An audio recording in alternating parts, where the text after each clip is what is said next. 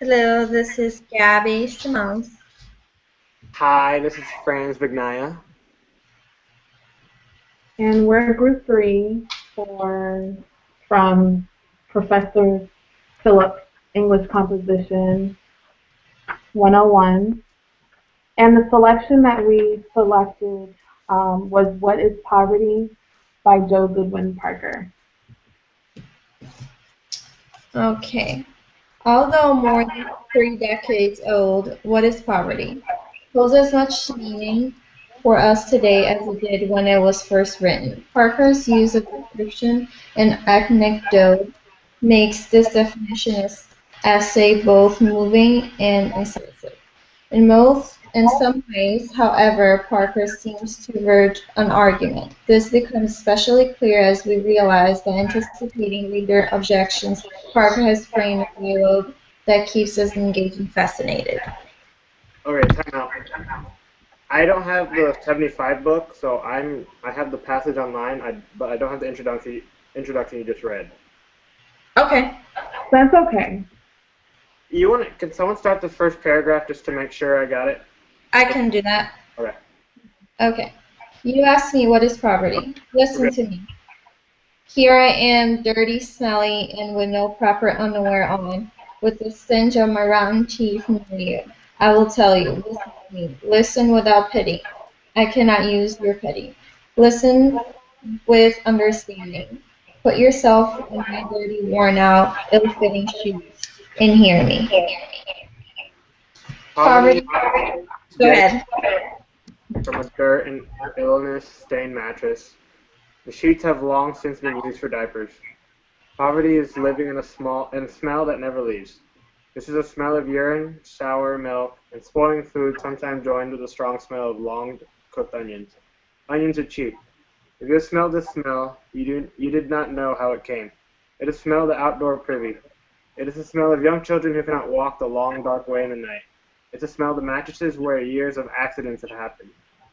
It's the smell of the milk which has gone sour because the refrigerator long has not worked, and it costs money to get it fixed. It is the smell of rotting garbage. I could bury it, but where's the shovel? Shovels cost money. Poverty is being tired. I have always been tired. They told me at the hospital when the last baby came that I had chronic anemia caused from poor diet, a bad case of worms, and that I needed a corrective operation. I listened politely. The poor are always polite. The poor always listen. They don't say that there is no money for iron pills or better food or worm medicine. The idea of an operation is frightening and costs so much that, if I had dared, I would have laughed. Who takes care of my children? Recovery from an operation takes a long time. I have 3 children. When I left them with Granny the last time I had a job, I came home to find the baby covered with fly specks and a diaper that had not been changed since I left. When the dry diaper came off, bits of my baby's flesh came with it. My other child was playing with a sharp bit of broken glass, and my oldest was playing alone at the edge of a lake. I made $22 a week, and a good nursery school costs $20 a week for 3 children. I quit my job. Poverty is dirt. You can stay in your clean clothes, coming from your clean house. Anybody can be clean. Let me explain about housekeeping with no money. For breakfast, I give my children grits with no oatmeal or cornbread without eggs and onion. This does not use up many dishes. What dishes there are, I wash in cold water and with no soap. Even the cheapest has to be saved for the baby's diapers. Look at my hands, so cracked and red.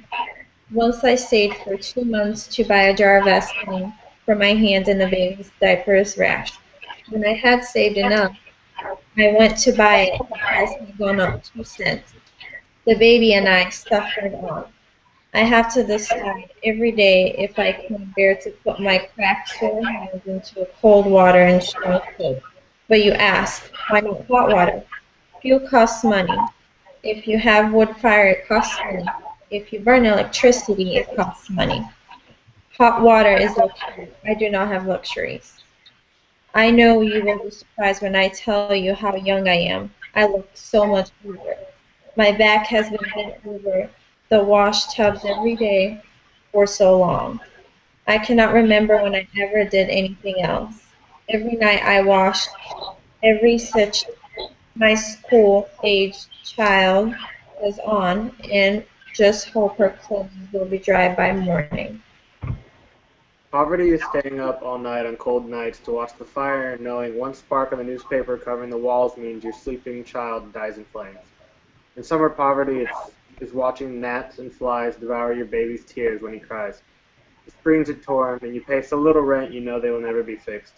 Poverty means insects in your food, in your nose, in your eyes, and crawling over you when you sleep.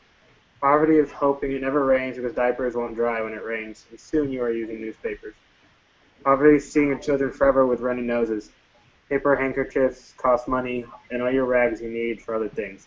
Even more costly are antihistamines. Poverty is cooking without food and cleaning without soap.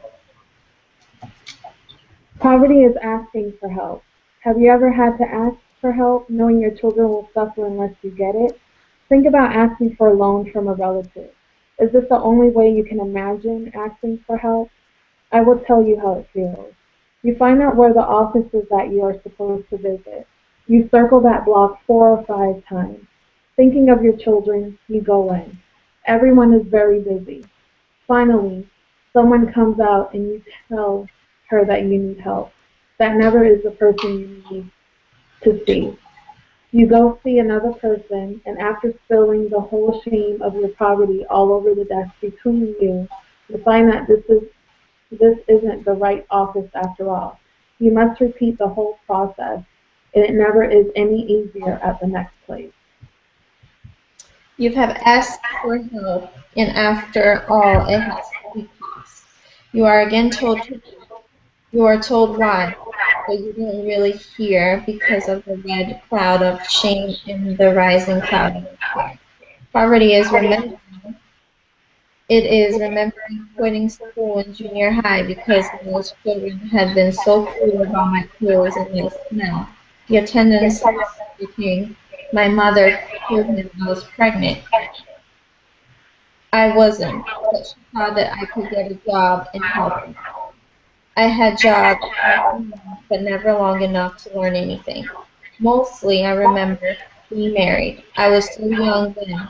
I am still young. For a time, I had all the things you have. There was a little house in another town with hot water and everything. Then my husband lost his job. There was unemployment insurance for a while, and few jobs. Soon all our nice things were repossessed, and we moved back here. I was pregnant then. This house didn't look so bad when we first moved in. Every week it gets worse. Nothing is ever fixed. We now have no money. They were a few odd jobs for my husband, but everything went for food then as it does now. I don't know how we lived through 3 years and three babies, but we did. I'll tell you something. After the last baby, I destroyed my marriage.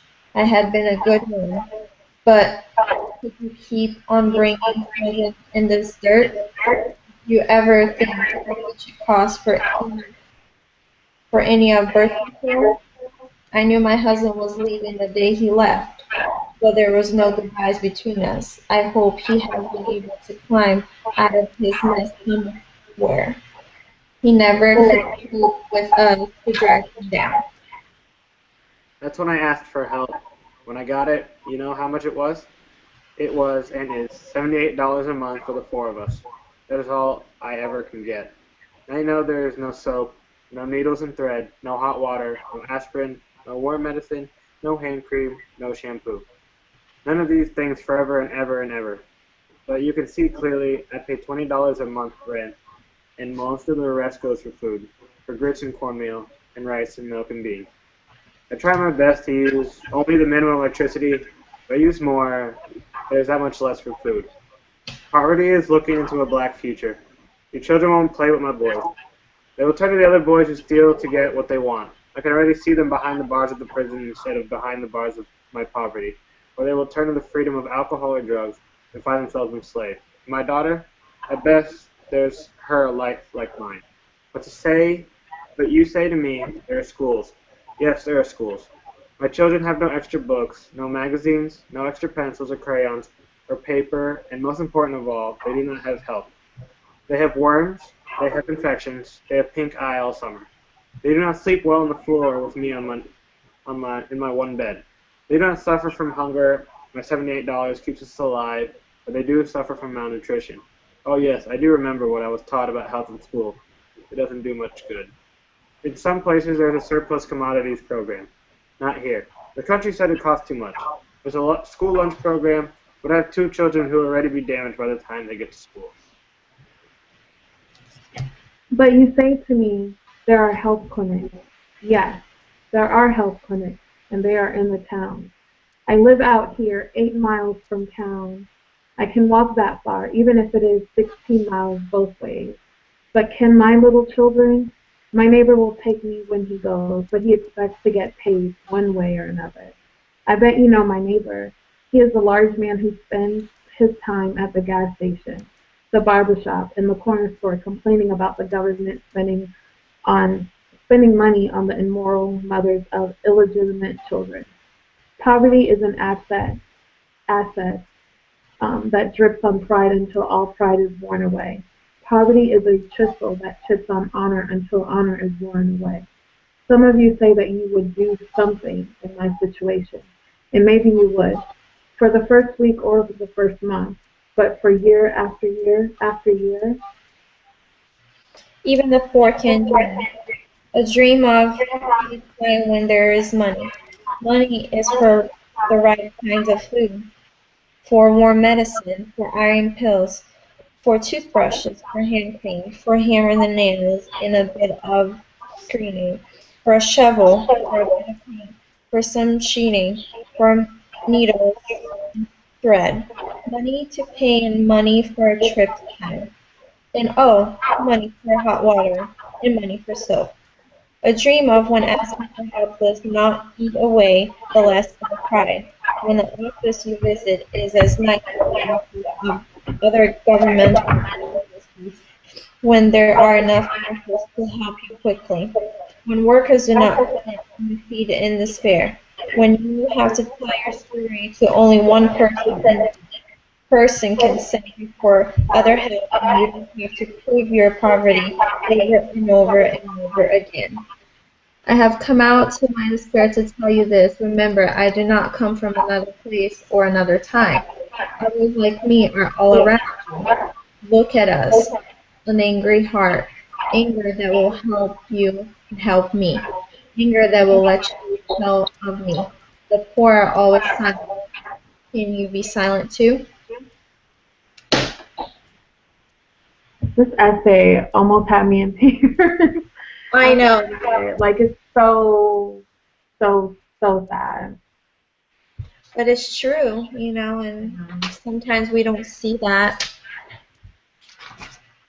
And I feel like sometimes we as the normal people just like one of the lines she said that we just read. Um, some of you say that you would do something in my situation, and maybe you would for the first week or the first month, but for year after year after year, like Yeah, sometimes when I look at homeless people, my first thing is like, how can you get yourself in that position? Like, why can't you work? You know, like, why can't, right. you know what I'm saying? Mm-hmm. So it's Yeah, like, you really don't know a person's situation. It's really probably not that easy for them to just get a job and, you know, do stuff like that. So this really kind of like opened my eyes. absolutely. There are so many reasoning behind things that, you know, we will never get to see. Just like you said, you know, a homeless person, we always ask why can't they just get a job? Why are they homeless? But we don't know what happened, and you know, it must be obviously hard for them to get back on track because there are people that are homeless for years and years. So, Mm. Pretty sad. All right, so how long has this been? Yeah. Probably like 16 minutes. But who's Um, counting down? All right, let's right. answer the questions. The Okay. first question was, what is the thesis of the essay? Um, thesis is just poverty isn't what we think it is. It's actually a lot worse.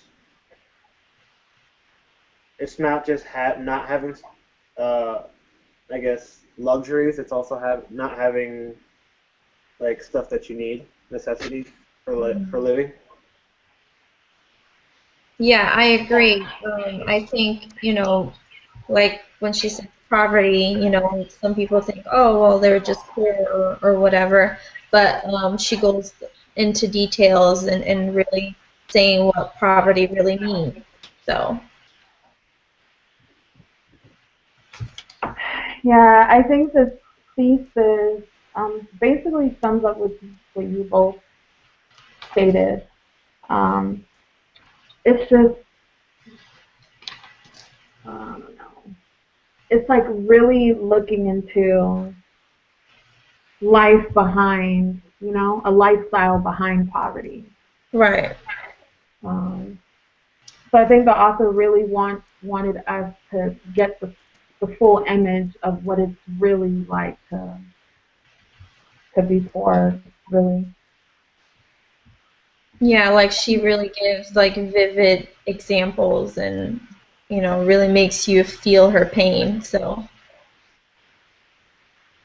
Okay, and that then leads to like question number two. What are some of the themes prevalent in the essay? Uh, um, well, I think it's just really like when she starts going into detail, of what she goes through. Like, when she says, she doesn't have money to even buy soap to wash her dishes, or to buy medicine or for anything really. I think how every paragraph had to do with like poverty is. That's like the theme is. How do I say this? I don't know. Has something to do with poverty is. I'll get to the meaning in a second. I gotta figure it out. Take your time.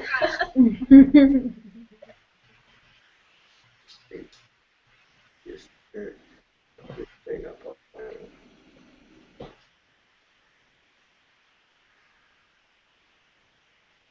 Get back to me on that.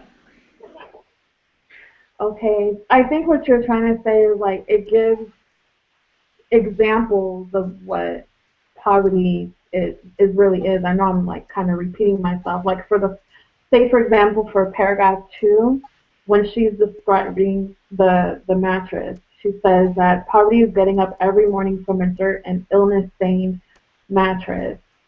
And that whole paragraph is basically about the mattress. And then she gives examples like vivid examples like what I just said, dirt and illness stain mattress. Um, and then she said, like, imagine it is the smell of the mattresses where years of accidents have happened. Imagine wetting the bed alone, like overnight. That is a strong smell. But Right. to actually sleep on that and for that smell to build up for years, And not like I being able to clean that for years and like you can never get rid of exactly. that smell. And then she compares it to onions, and you know how onions have a strong smell as well. Yeah. So I guess So I'll just then, finish my answer. I guess yeah, just to have it on record. The theme is just how what poverty really is. Since I mean, you guys have been explaining the whole time, so I'll just sum it up. Poverty is how is being tired is dirt. It just the theme is what poverty is. Yeah, Right. that's my answer. And how it could break you down, like mentally and emotionally and stuff like that. Yeah. And it's not easy to get out of it. You know, it's something that you kind of don't have a choice. And then like another theme she uses was how it affects your health, like not being able to better your health because it's not affordable. When she talks about the worm medication, the Yeah. infections, and the pink eye, the kids can't even go to school because you got to take like vaccines and stuff Yeah. for most schools in order for you to even come in. Um, Iron pills because she's anemic, she can't afford that. And then another thing when she was talking about how she's basically limited on food, well, limiting on spending for food. And one of the key meals you could say that she usually cooks is like grits and cornbread. And she repeats that like in paragraph 4, 9, and 14. Yeah.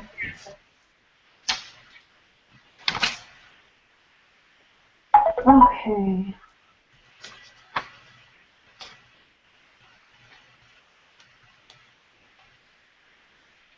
What's the next question? And the next question is, The essay is for what type of audience? yeah. Well, I think is for, I guess, people that are in better conditions than her, that, think their situation is a bad situation, and she's really pretty much saying, oh, do you think your situation is bad? Like, this is the worst situation ever. Um, so I think the audience is for either wealthy people or anybody that's in a better situation than her. Um, I have a in towards the end. There's a sentence that says, in some places there's a surplus commodities program. Not here. The country says it's cost too much. I feel like this whole thing is trying to guilt someone, maybe people in power that have made rules that can't get that prevent them from getting the help. Because in the very end it says, "Look at us with anger, with an angry heart, anger that will help." So I feel like he's they're guilting someone from making things harder for them, but then also asking for support from other people to like, Like well, the government, you mean? yeah, Like, okay. yeah, government or like some, yeah, yeah, pretty much government, yeah. Yeah, Okay. because the examples, remember when she says like in paragraph 14 when she's basically talking about how it could be, every poor people have a dream, how it could be just a little more easier for them where um,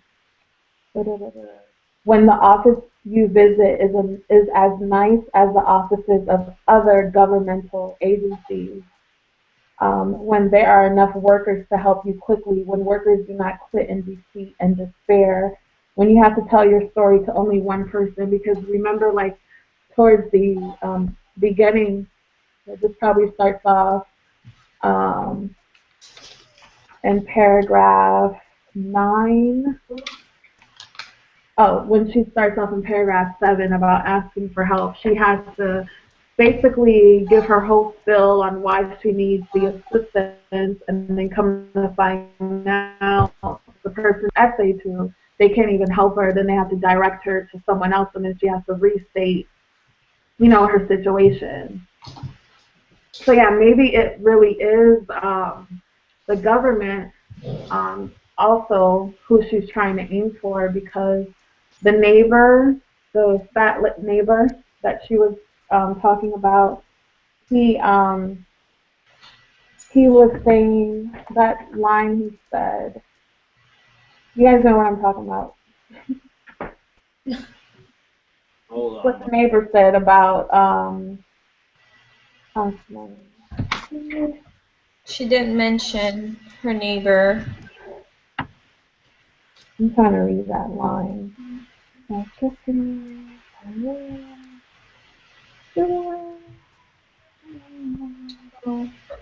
When he doesn't feel that hold on, it's here. well, he clearly doesn't want to just give her free help. Yeah. Can't find it, but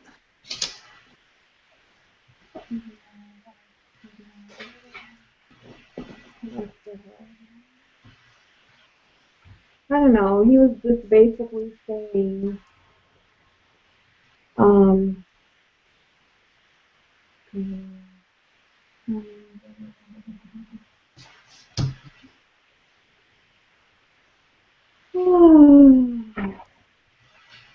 I guess you guys could talk more about it while I'm looking for it because it's here. I'm just skimming quickly so I can find it to state my point.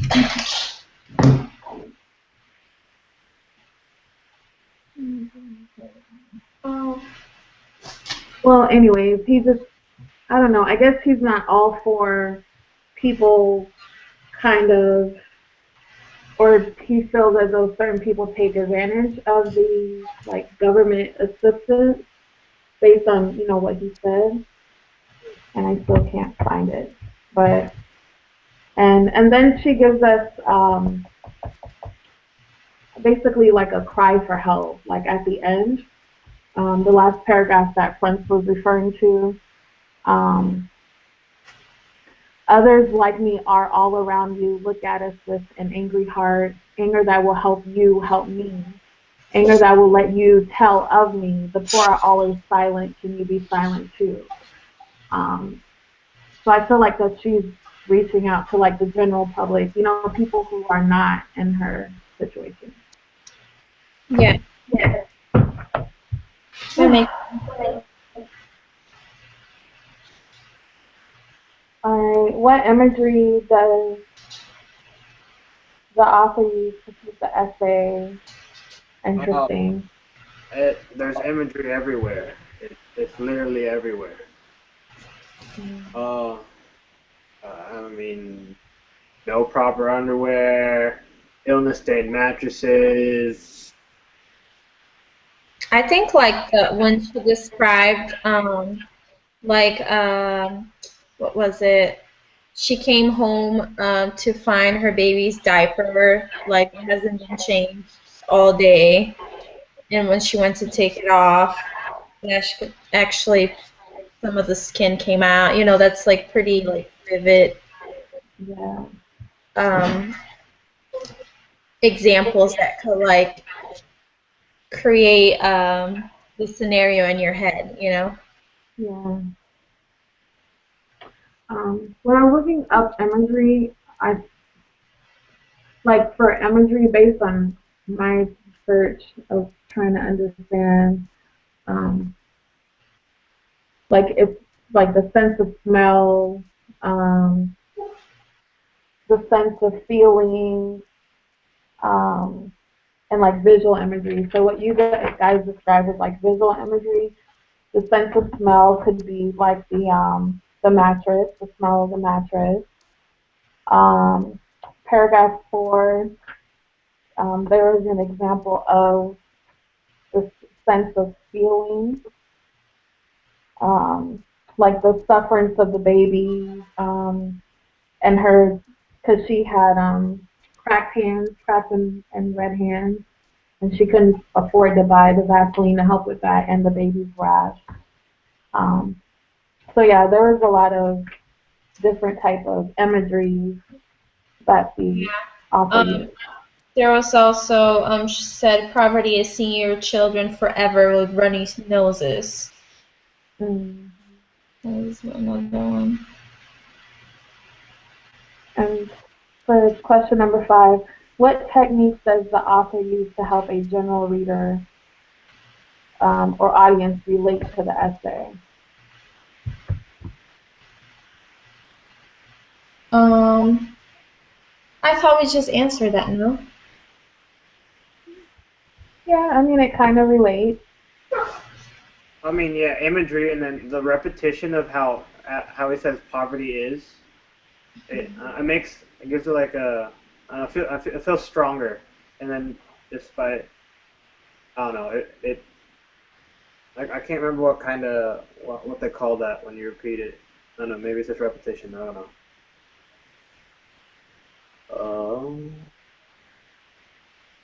Like, do you mean by like compare and contrast and stuff like that? For technique? Yeah, I think that's what techniques we're talking about. But Mm, I just know repetition is a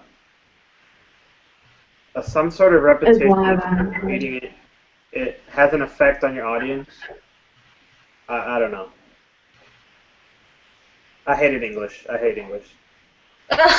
No, You oh can God. you can hear that. I hate it. Well, I guess it just like it's deep. You need to go deep. Yeah, it's boy. Well, I kind of get what you're saying. Pretty much, she keeps saying what poverty is, and then she gives an example of what poverty is, and she gives another example. She keeps repeating and giving different examples, but pretty much she's talking about the same thing. Mhm. All right, so the next question. Uh,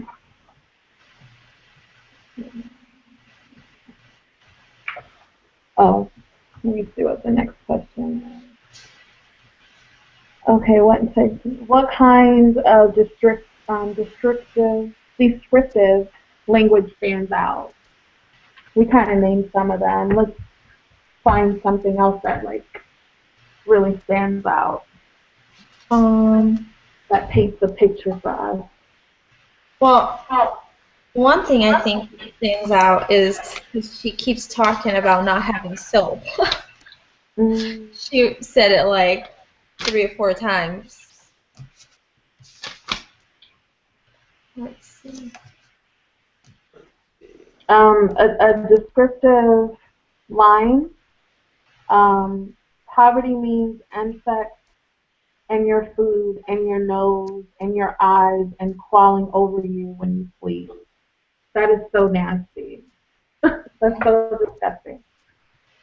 Um, but you know what? When you look at, the those type of commercials, adopting a child or something Yeah, by, yeah, the type of commercials I'm talking about.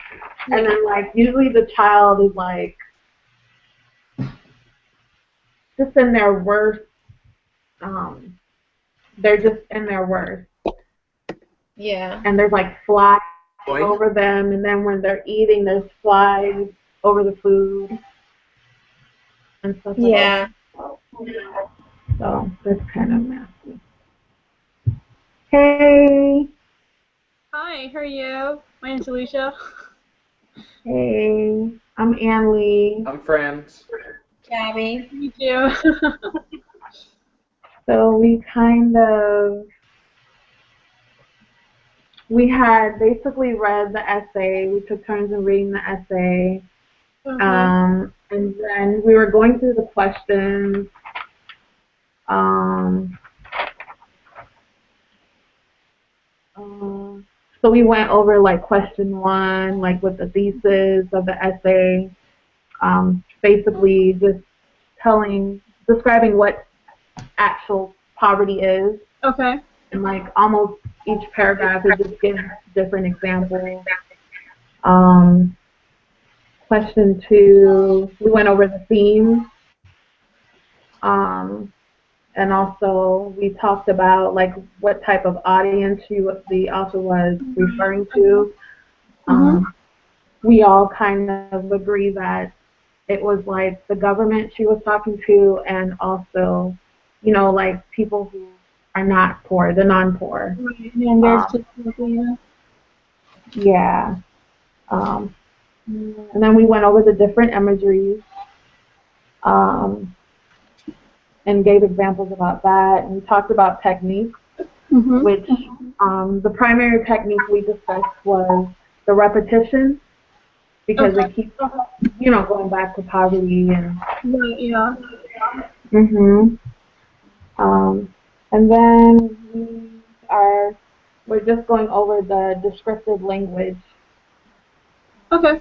Uh, what descriptive language stands out for you when you read the essay? I have one at it's a short sentence, the same sentence where it says the country said it cost too much. At the very end, it says, "But I have two children who will already be damaged by the time they get to school." I don't know. That just felt really strong. Like it's too late. The school lunch program's too late. My kids will be my kids won't be benefited. And there will be their future isn't bright anymore just because of being in poverty. Yeah. Yeah, that's a good one. Um,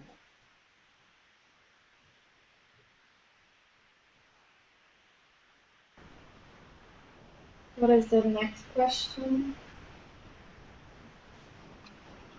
The next question is What's the most vivid image one might take away from the essay? Well, I think, well, all of them, but I think one that I did not talk about was when she said that, um, let's see, the attendance officer came. My mother told him I was pregnant. I wasn't, but she thought that I could get a job and help out. So that's that's kind of strong, you know. I mean, your yeah, kid is not going to school and then the school asks you what's going on and you just lie and say your kid is pregnant so she can help out. I mean, you must be very desperate, to put Yeah. your child in that position.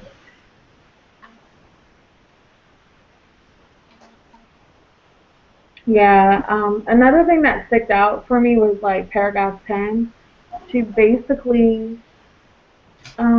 I feel like it's a pattern, like what you just said, Gabby, about her having to basically drop out of school to help support her family, and Yeah, now she has her own family, and she has to go through all this to support. And I feel as though in paragraph 10, she doesn't really have hope for her children. Like she feels as though her children too will be going through the same thing as being poor, and even her sons, they're probably turned into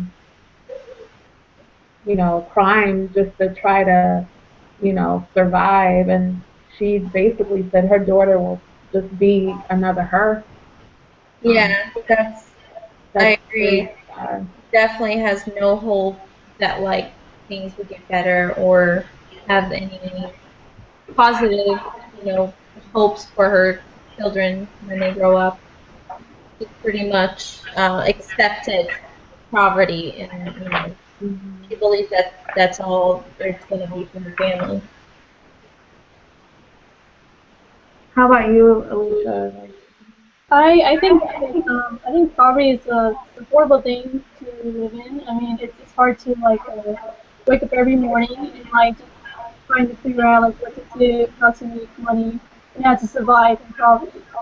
And so like it's just really hard to pretend that you have to like try like a way to like get more money in and just to like support your kid or your family to do so. So that's what I think of this article.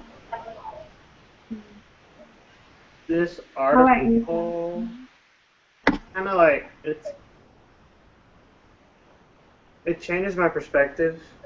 I didn't realize it was. I wouldn't say it changed my perspective. It deepens my perspective. If that makes sense. I understand more than I did before. All the little things that she put down there, like insects in my food. I've never really thought of that. I didn't think poverty here would be, because I know what poverty is outside the U.S., but inside of the U.S., I never really understood I never knew how bad poverty was here. Yeah. Yeah, she even let us know that there's others like me are all around you. There's a lot of homeless people Yeah. in our own hometown. So, okay, last question is why was the essay included in the 75 readings text?